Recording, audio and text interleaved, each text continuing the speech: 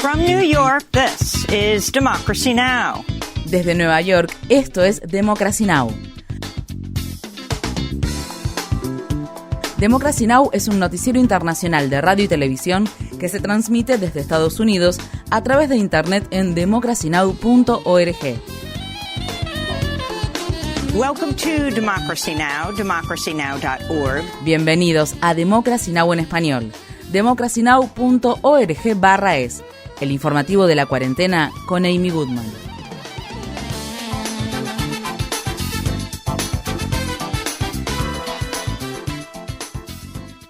La Agencia de la ONU para los Refugiados declaró que 5 millones de personas han huido de Ucrania desde el comienzo de la invasión rusa. Otras 7 millones de personas tuvieron que desplazarse dentro del país. Rusia rechazó una propuesta del secretario general de la ONU, Antonio Guterres, para un alto el fuego de 4 días. Guterres había pedido que se detuvieran los combates al tiempo que la comunidad cristiana ortodoxa en Rusia y Ucrania se prepara para celebrar la Pascua este domingo. En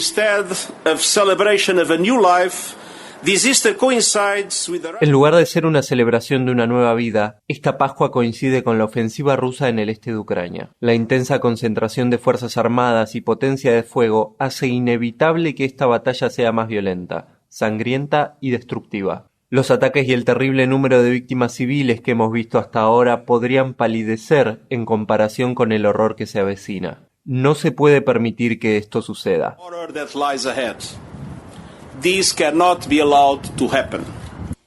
Esto ocurre al tiempo que las Fuerzas Armadas rusas intensifican los ataques con artillería en el este de Ucrania en un intento de tomar el control de toda la región de Donbass. En la ciudad sitiada de Mariupol, en el sureste de Ucrania, soldados y civiles ucranianos permanecen escondidos en una gran planta siderúrgica mientras Rusia mantiene el control del resto de la ciudad. Rusia había fijado una fecha límite para que todos los soldados ucranianos depusieran las armas, pero el plazo para hacerlo expiró mientras las Fuerzas Armadas de Ucrania permanecían dentro de la planta siderúrgica. Mientras tanto, se ha llegado a un acuerdo para permitir que mujeres, adultos de edad avanzada y menores sean evacuados de Mariupol a través de un corredor humanitario. En otros acontecimientos, se espera que el gobierno de Biden anuncie un nuevo paquete de ayuda militar para Ucrania por un valor de $800 millones que incluye artillería y equipos antiblindaje y sistemas antiaéreos. Al tiempo que Occidente continúa enviando armas a Ucrania, el periódico The New York Times ha revelado que encontró pruebas de que las Fuerzas Armadas ucranianas dispararon bombas de racimo en al menos una localidad durante su lucha contra las Fuerzas Armadas rusas. Dichas armas están prohibidas por la Convención sobre Municiones en Racimo, aunque Ucrania, Rusia y Estados Unidos nunca firmaron el tratado. Un destacado banquero ruso que fue sancionado recientemente por el gobierno británico ha pedido el fin de lo que describe como una guerra absurda. Oleg Tinkov, que ahora vive fuera de Rusia, afirmó que el 90% de la población rusa está en contra de la guerra en Ucrania. Tinkov hizo los comentarios en una publicación de Instagram donde escribió: "Estimado Occidente colectivo, denle al señor Putin una salida clara que le permita guardar las apariencias y detener esta masacre. Por favor, sean más racionales y humanitarios". El Programa Mundial de Alimentos advierte que 20 millones de personas podrían pasar hambre en el Cuerno de África debido a una sequía generalizada y al aumento de los precios del combustible y los alimentos debido a la guerra en Ucrania. La semana pasada, la ONU proyectó que 350.000 niños y niñas podrían morir de hambre en Somalia en los próximos meses si el mundo no toma medidas inmediatas para prevenirlo. La ONU ha estado intentando recaudar $1.500 millones para su plan de respuesta humanitaria para Somalia, pero hasta el momento solo ha podido obtener alrededor del 4% de ese monto.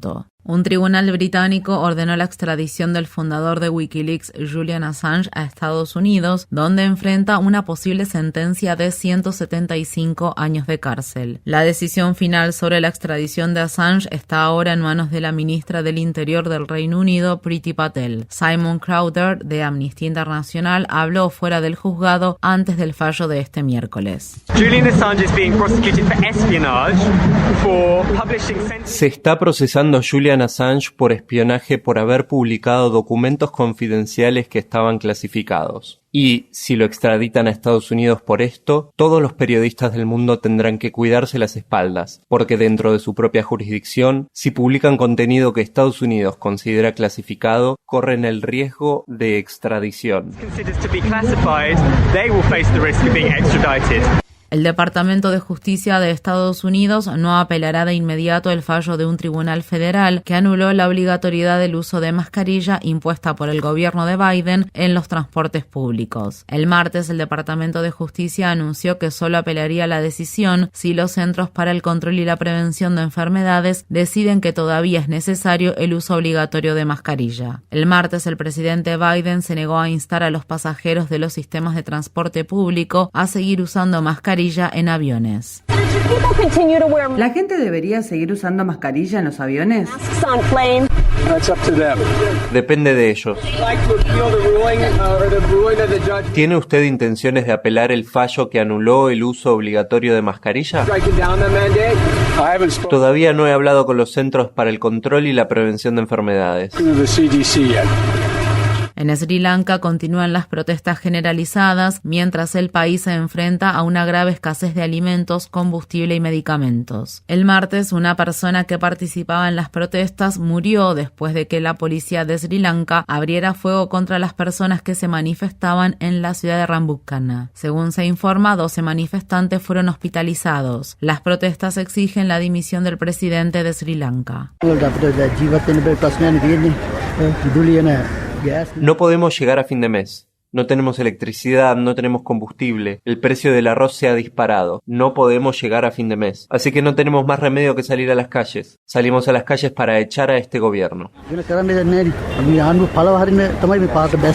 Las Islas Salomón firmaron un acuerdo de seguridad con China, lo que generó críticas por parte de Estados Unidos, Australia y Nueva Zelanda. El texto del acuerdo no ha sido publicado, pero documentos filtrados indican que podría permitir que China envíe tropas y buques de guerra al país insular del Pacífico, donde se libró una batalla clave en la Segunda Guerra Mundial. El primer ministro de las Islas Salomón, Manasseh Sogavare, habló al respecto el martes. Permítanme asegurarle al pueblo de las Islas Salomón que establecimos un acuerdo con China con los ojos bien abiertos, guiados por nuestros intereses nacionales. Comprendemos plenamente la fragilidad de la paz, y es nuestro deber como Estado proteger a todas las personas, sus propiedades y las infraestructuras nacionales vitales para el país.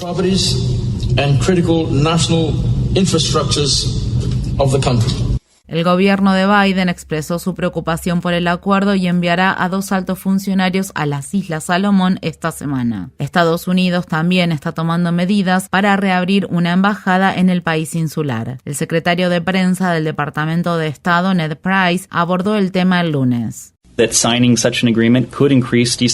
Creemos que firmar un acuerdo de este tipo podría aumentar la desestabilización interna de las Islas Salomón y que sentará un precedente preocupante para toda la región de las Islas del Pacífico.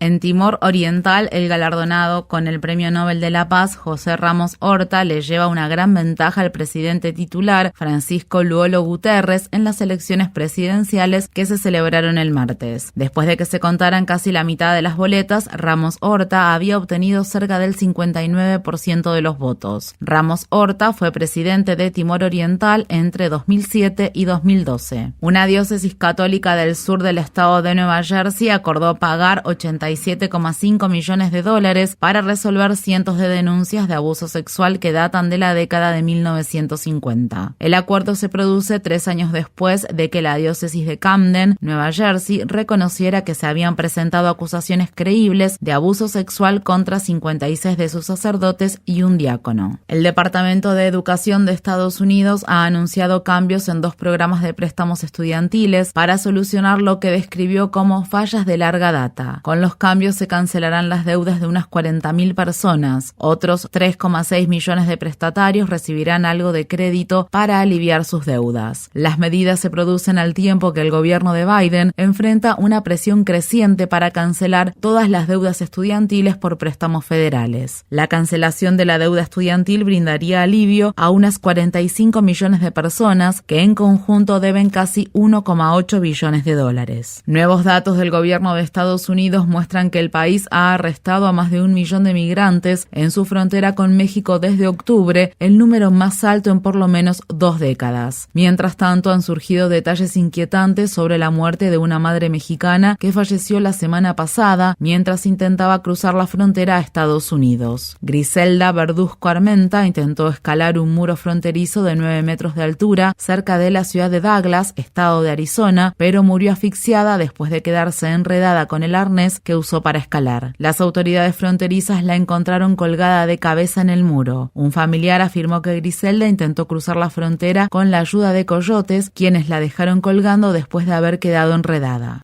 El Departamento de Justicia de Estados Unidos está considerando tomar el control del complejo carcelario de la ciudad de Nueva York en la isla Rikers. El fiscal federal para el Distrito Sur de Nueva York, Damian Williams, le dijo a un juez federal que estaba alarmado por el extraordinario nivel de violencia y caos en las cárceles. En enero, reclusos en Rikers iniciaron una huelga de hambre para protestar por las condiciones deplorables en el interior de la cárcel, entre las cuales se encuentran la rápida propagación de COVID-19, una calefacción insuficiente y un nivel creciente de violencia. 16 personas murieron el año pasado en la prisión municipal. En noticias del estado de Michigan han surgido más detalles sobre la muerte a manos de la policía de Patrick Lyoya, un refugiado congoleño de 26 años, a quien un oficial le disparó tras un control de tránsito el 4 de abril. Una autopsia independiente determinó que el oficial de policía de la ciudad de Grand Rapids que mató a Lyoya primero presionó su arma contra la nuca de la víctima antes de dispararle. El abogado de derechos civiles, Ben Crump, habló al respecto el martes en una conferencia de prensa. Bueno, hoy, según las pruebas científicas, podemos confirmar que Patrick Lyoya recibió un disparo en la nuca. Esta es, ahora, evidencia científica de esta trágica muerte, que su familia considera una ejecución.